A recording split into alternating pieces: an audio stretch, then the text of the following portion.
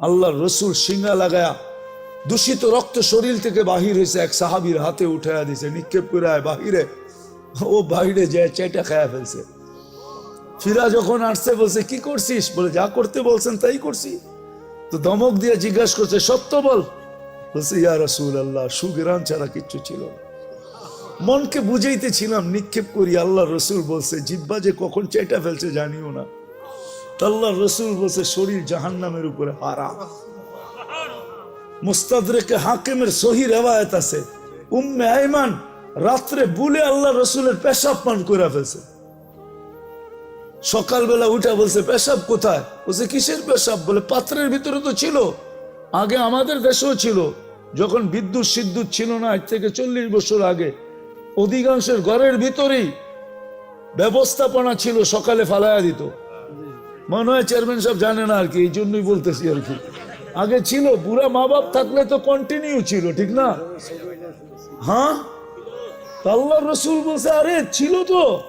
বলছি ইয়া রাসূলুল্লাহ, গরমের দিন পিপাসায় কাতর হয়ে উঠছি, সামনে তাকায় দেখছি পানি, নাক লাগায় দেখছি সুগরান পান করে ফেলছে।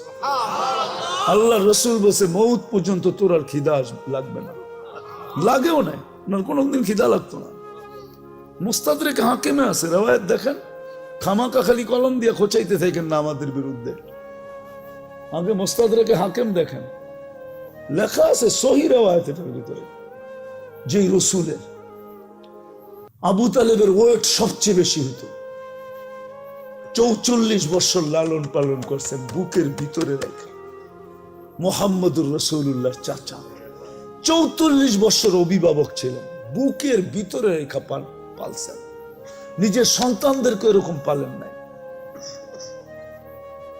ওই চাচাকে নিজের হাতে কবরে নামাইছেন, নিজের হাতে আর নামাইছেন, আর বলছেন আম্মি আম্মি মা তারাক্তালি সাবিলা, চাচা আমার জন্য কোনো রাস্তা রাখলেন না, তারপরও আমি চেষ্টা কম করব না। তারপরেই উঠে হাত উঠায় দিয়েছেন। আল্লাহ জিবরিলকে পাঠায় বলছে মা কানা লিন-নবিয়্যি ওয়াল্লাযীনা আমানু আইয়াস্তাগফিরু লিল মুশরিকিনা ওয়ালাউ কানু উলু কুরবা। নবীজি আপনার জন্য শোভা পায় না, হাতটা নামায়া ফেলেন, আপনার জন্য শোভা পায় না, আপনি আমার হাবিব। সত্য এটা, আল্লাহ কালকে মাপবে দিনের মিটার দিয়ে, আর কোনো মিটার দিয়ে মাপবে না। এখন দোকায় থাকতে পারি বটে, আমার সমাজের অনেক মানুষ আছে দোকায় আছে, দোকায়। যুবক দোকায় পড়ো না, আসো। কথা লম্বা করলে অনেক লম্বা হয়ে যাবে, এতটুকুই যথেষ্ট যদি বুঝে আসে। আসো আমরা দিনদারির দিকে ফিরে যাই, তওবা করি আগে, তারপরে দিনদারির দিকে ফিরি। দিনদারিকে আপনাই, গলা লাগাই, দিনদারি ছাড়া সুখ আসবে না।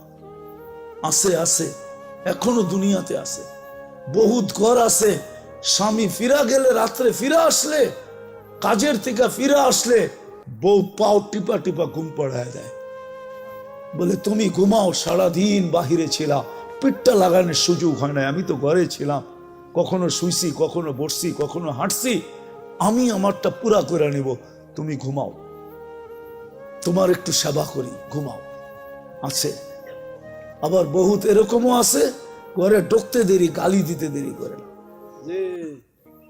হ্যাঁ, আলী রাদিয়াল্লাহু তাআলা আনহুর ঘরে 4 দিন চুলা জ্বলে নাই, চতুর্থ দিন 3 দিন জ্বলে নাই, চতুর্থ দিন সকালে বাহির হয়েছে, বলছে ফাতেমা দোয়া করিস আজকে যেন কিছু জুটে। বিকালবেলা যখন ফিরতেছেন তো ফাতেমা দূর থেকে দেখতেছেন পর্দা সরায়া আলী ফিরতেছে, চেহারা মলিন, হাত দুটা কালি। যখন একবারে কাছে আসছে তো ডাক দিছে আলী, চোখে চোখ পড়ছে, বলছে চেহারা মলিন কেন? বলছে আজকেও কিছু জোটে না। বলছে আলী ওয়াজাদনা শাকারনা লাম নাজি সাবারনা, পাবো তো শুকরিয়া আদায় করবো, না পাবো তো সবর করবো, দুনো অবস্থায় আল্লাহ আমাদের সাথে। আলী যাদের সাথে আল্লাহ থাকে তাদের চেহারা মলিন হওয়া শোভা পায় না। ফালা, আল্লাহ যাদের সাথে থাকে, ফালা ইয়াকুনু লাহুম আন ইয়াকুনা মাহজুন, এদের চেহারা মলিন হওয়া শোভা পায় না। হাসবা তো দরজা খুলবো না, খুলবো না, তো হাইসা দিছেন, দরজা খুলা দিছে, বাকিটা আলী রাদিয়াল্লাহু তাআলা আনহু বলতেছেন ফাতেমা সাররাত ওয়া তাবাসসামাত, ওই সময় ফাতেমা মুস্কি মুস্কি হাসতে ছিল আর খুশিতে নাচতে ছিল। আমি নিজেকে ধরে রাখতে পারি নাই, কাদের উপরে হাত দিয়ে দোয়ার দুয়ার বৃষ্টি নামায়া দিছি। রাহিমাল্লাহু ইমরাআতান ইয়া ফাতেমা দাখালা যাওজুহা বাইতাহা সাররাত ওয়া তাবাসসামাত। ফাতেমা, তোর উপরে একলা দোয়া না, তোর মতো কিয়ামত পর্যন্ত যে মেয়েরা আসবে সবার জন্য আমি রহমতের দোয়া দিলাম। একটু ভাবেন না সুখ কাকে বলে। আল্লাহ দিন দিছিলেন এই জন্য। আজকে ছাড়ছি দিন, না চেহারায় দিন আছে, না পোশাকে দিন আছে, না খাওয়াতে আছে, না লওয়াতে আছে। আরে সব বাদ দিলাম। দিনদারির যে সবচেয়ে বড় ইউনিফর্ম ওইটাই তো নাই। 5 ওয়াক্ত আজান হয়, আল্লাহ ডাকে। আমাকে একটা কথার জবাব চেয়ারম্যান সাহেব দেব, যদি ডেলি 5 বেলা প্রধানমন্ত্রী ওনাকে হ্যালো করে তো ওনার খুশির অন্ত কোথায় থাকবে বলো? খুশি যদি ডেলি 5 বার প্রধানমন্ত্রী ফোন করে বলে হ্যালো তুমি কেমন আছো, অন্যেরটা বললাম না, অন্যেরটা হইলে তো মনে করেন এরকমও হইতে পারে যে লুঙ্গিরও খবর থাকবে না। ডেলি আল্লাহ তো 5 বার ডাকে। কে ডাকে? আল্লাহ ডাকে, যেটা দিনের ইউনিফর্ম। লা হাদ্দা ফিল ইসলাম লিমান লা সালাতা লা। বাইনাল কুফরি ওয়াল ইসলাম তারকুস সালাহ। শুধু শুধু তো আব্দুল কাদের জিলানী লেখেন নাই, পীরানে পীর। শুধু শুধু তো দাদা পীর লেখেন নাই, পীরানে পীর লেখছেন। উনি লেখছেন, এই জন্য বলতেছি যে ওর চেয়ে বড় নিমক হারাম তো কেউ নাই, ওর চেয়ে বড় অকৃতজ্ঞ তো কেউ নাই, ওর চেয়ে বড় কপাল পোড়া তো কেউ নাই, ওর চেয়ে বড় হতাভগা তো কেউ নাই, ওর চেয়ে বড় নিকৃষ্ট তো কেউ নাই যে আজানের আওয়াজ শুনলো মসজিদে আসলো না।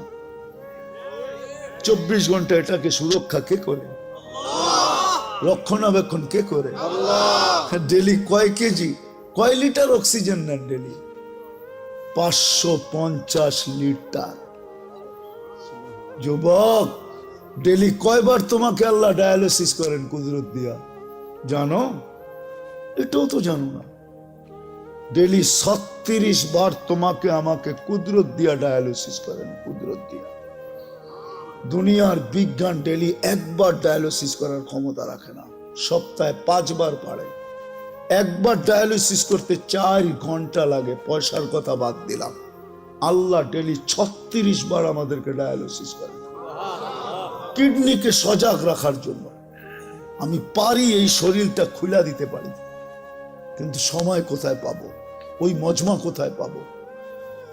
নাহলে আমি পারি, আমার মন বলে, আল্লাহর উপরে ভরসা করে আমি একজনকে বাধ্য করে দিতে পারি যে ও বাধ্য হবে আল্লাহ বলে চিৎকার দিয়ে উঠতে, আল্লাহকে মানতে বাধ্য হবে।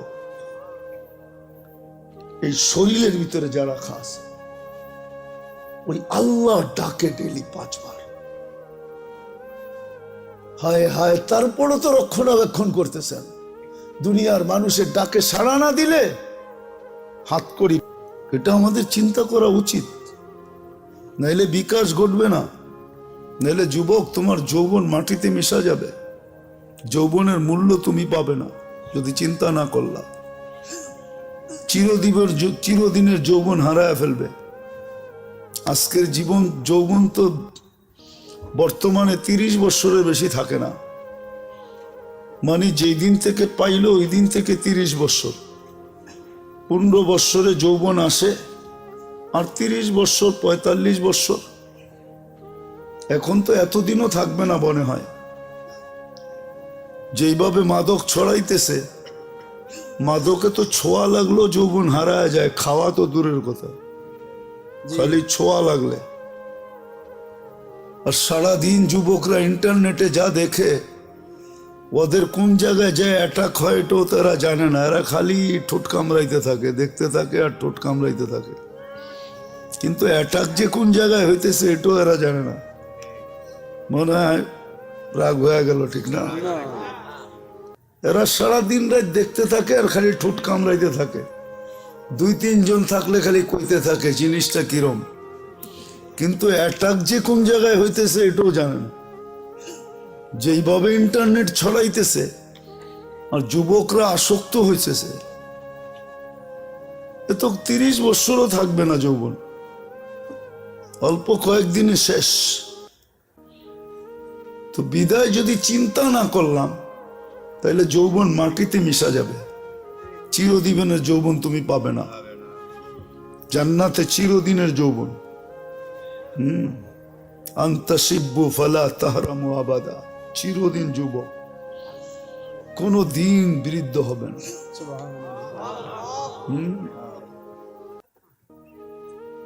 চিরদিন যৌবন, কোনো দিন বৃদ্ধ হবে না। বাকিগুলা তো ব্যাঙ্গা বলাই যায় না। এখন তো আমরা যুবক বটে, কিন্তু আসলে পুরুষ না। আমরা তো পুরুষ না। জান্নাতে 100 পুরুষের যৌবন শক্তি হবে। ডেলি 100 বার ব্যবহার করবে, 100 বার। কয়বার? লাউড স্পিকার অনেক দূর পর্যন্ত, নাহলে সব ভাঙ্গা ফেলতাম আজকে। তারপরও তোমাদেরকে বুঝাইতে চেষ্টা করতাম। আমাদের চিন্তা করা উচিত, দিন আল্লাহ আমাদেরকে কেন দিলেন, কি কারণে দিন দিলেন? কোন সৃষ্টিকে দিলেন না, ফেরেশতাদেরকে আল্লাহ দিন দেন না। ইন্না আরাদনাল আমানাতা আলাস সামাওয়াতি ওয়াল আরদ ফাআবাইনা আন ইয়াহমিলনাহা ওয়া আশফাকনা মিনহা ওয়া হামালাহাল ইনসান ইন্নাহু কানা যালুমান জাহুলা। শুধু শুধু তো কোরআন বলে নাই, বলো ফেরেশতাদের দিন আছে কিনা? কোনো দিন নাই। আবার কোন সৃষ্টির বিনিময়ও নাই। দিন নাই, এই জন্য বিনিময় নেই। জিবরিল আলাইহিস সালাম জান্নাতে যাবে না? যাবে নাকি? না, উনি মনে হয় যাবে। উনি জান্নাতে যাবে না, ওনার জন্য কোনো জান্নাত নাই। উনি আজকেও সেবা করতেছে, কালকেও আমাদেরকে জান্নাতে সেবা করবে। আজকে ফেরেশতা আমাদের সেবা করতেছে, জানেন? নইলে এটা চলতো না। এটার ভিতরে যে সিস্টেম আছে, এটা প্রযুক্তি দিয়ে চলার মতো সিস্টেম এটার ভিতরে নাই।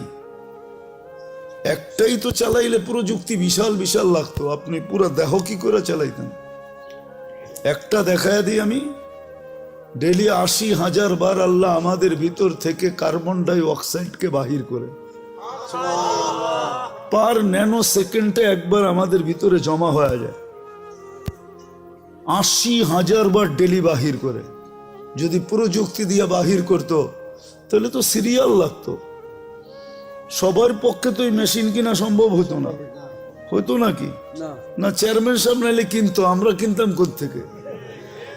হ্যাঁ, তাহলে তো আমরা সিরিয়াল দিতাম, ভাই আমার কার্বন ডাই অক্সাইড বেশি জমা হয়ে গেছে, শ্বাস বন্ধ হয়ে আসতেছে, অফিসে যাওয়ার টাইম হয়ে গেছে, তুমি আমারটা আগে কিউর করো।